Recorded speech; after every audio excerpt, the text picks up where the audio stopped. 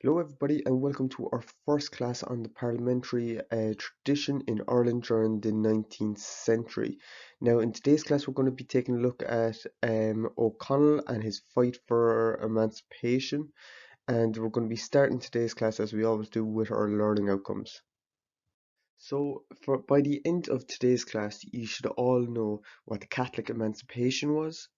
Secondly, you should know what the Catholic Association was and its methods to raise money. And thirdly, you should know why the Waterford election in 1826 was so important. Now, in today's class, we're going to be looking at Daniel O'Connell and his movement for emancipation.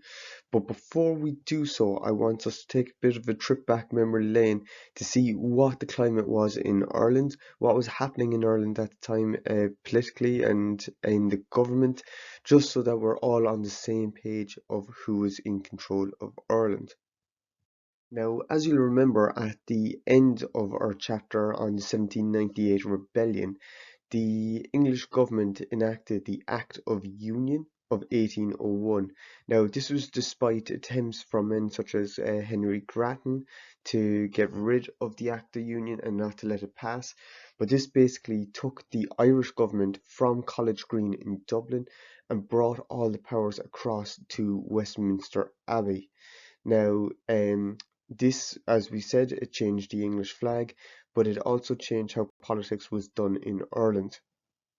Now remember that the Act of Union was brought in because the English government didn't think that the Protestant ascendancy, who were the rich nobles in Ireland, they were primarily Church of Ireland or Anglican, and the English government didn't see these people fit to control the country. They thought that the country was getting out of hand, so they decided to take back the reins and go into full control of the country again. Now, for the Protestant ascendancy, much remained the same. Life remained much the same after the Act of Union in 1801. The King and Queen were still in charge and of the country, while the British Parliament was in control of all the laws being set. Now, at the time, there was a rebellion against this by Robert Peel, who was the Chief Secretary of Ireland, so he was or basically second in command, or he would have been the person who would have related any information back to the British government. But he had repealed as he didn't see this fair to be controlled by England. Um, but this still didn't address the main concern in Ireland at the time, which was Irish or Catholic emancipation, which we'll be looking at next. Now, as you probably know already, Catholic emancipation was basically to be emancipated or freed from the penal laws. So if you remember the penal laws, I'll look at them there next. But the penal laws were controlling the Irish on their trade, it was controlling them on how they lived. But the Irish were fed up with the penal laws and they wanted to do away with them and be able to have their own form of laws. So when you think of emancipation, think to be freed of something. If any of you know Bob Marley, he has a song called Emancipation Song, and it's actually talking about being freed from the control of another country. Now, as you'll remember, the penal laws were an anti-Catholic law. It denied property rights to Irish people and trade rights. Now, by this time, a lot of the penal laws had actually been gotten rid of, but Irish people still did not have the right to vote in Parliament or be elected to Parliament. Now, this was one of the main concerns for Irish people at the time, and this is why they were really concerned because they wanted to do away with the end of the penal laws. Henry Grattan, who had done so much for Ireland during the 1798 rebellion and had a lifelong ambition of getting rid of the penal laws, died in 1820. Now, he wasn't successful in getting rights for people to be able to be voted into Parliament, and this was his main goal. Now, this meant that when Henry Grattan died, this job was passed on to a lawyer called Daniel O'Connell.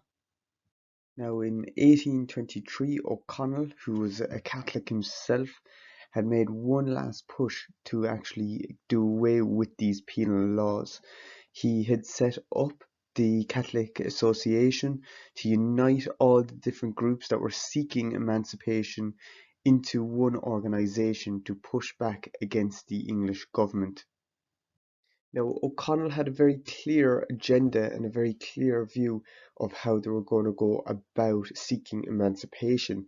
Now, as it says up here, O'Connell was a pacifist, meaning that he didn't see it or he didn't want to go through violence, such as the 1798 rebellion. And this was primarily because O'Connell had been in France during the French Revolution, and he had seen the violence that was sparked and that fell out into the streets. He seen this as be a way that a country would tear itself apart. He also had seen the horrors of the 1798 rebellion, and he didn't want to revert back to that. So O'Connell wanted to achieve his goal through a non-violence means, meaning that he was a pacifist, okay, which is very important. A very important quote by Daniel O'Connell was that violence creates more evil than it cures and leaves a country worse than it was. I think this actually sums up Daniel O'Connell's meaning, and it kind of sums up what his real agenda was. And I think it gives you a very clear view into the man's ideology and what he was actually thinking at the time. Now, O'Connell set up the Catholic Association, but when he opened it up to any member that could contribute any money towards it. Now, it didn't really mean that people had to have a huge amount of money contributed towards it, but he said that people would have a stronger sense of belonging to something if they had contributed towards it. So, if they paid into it or if they were paying towards it, they would feel like it was more of their own and they would actually take it better care of it. So this was Daniel O'Connell's idea of how to build an association. He didn't mind how much a person paid in, provided that they had paid in. Now, the Catholic Association would collect money after Mass. Priests would go around after Mass collecting money for it, and this was known as the Catholic rent. So, in the first year of it being set up, there was roughly around £20,000 after being raised in the first year. Now, this is absolutely huge amount of money, okay? And this money went towards helping legal expenses, organizing petitions, and even to buy school books for children.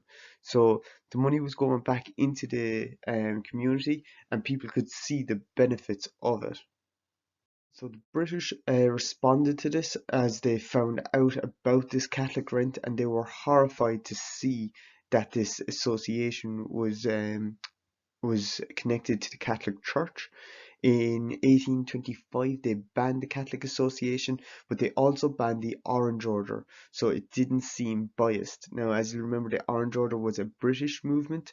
It was around the day of the People Day Boys and the Orange Order, so the British government banned these two associations just to make it look like they were against any voluntary or any groups of people gathering. So after 1825, the Catholic Association had been dismembered, and O'Connell decided that he would found his new one, which was called the New Catholic Association. So very original name. Now, this was within the laws that the British had set out. So O'Connell had found a loophole where he could set up his new association within the guidelines that the English government were setting out.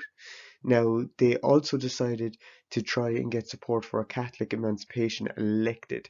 So they wanted to elect someone into government. Now, as you can imagine, it was very difficult to get a candidate elected into the English Parliament. For starters, only people with farms more than 40 shillings could actually cast a vote. So most Irish people were, as you remember, were actually only renting farms, so they actually couldn't cast their own vote unless they owned a property over 40 shillings. And there was also no secret ballots, meaning that local Protestant landlords would know if you had casted a vote against them, and if Say if you were living on someone's land and you voted against the person, it meant that they would see that you voted against them and they could evict you from their land. So this was very, very biased.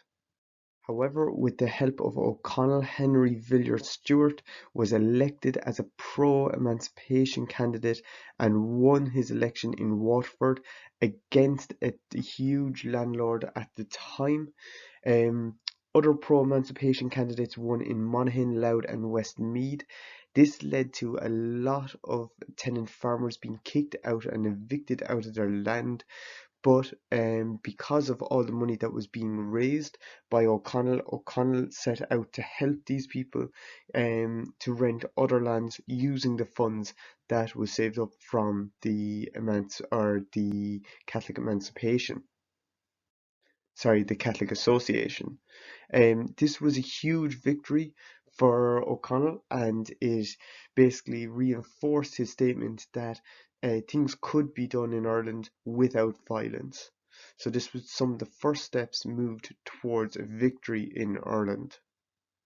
So that brings us to the end of today's class. By now you should know what the Catholic Emancipation was. You should also know the Catholic Association was and its methods and how it raised money through the Catholic rent. Thirdly, you should know why why the Waterford election in 1826 was so important, and we will be continuing this in tomorrow's class. So I hope this helped, guys, and let me know if you have any questions.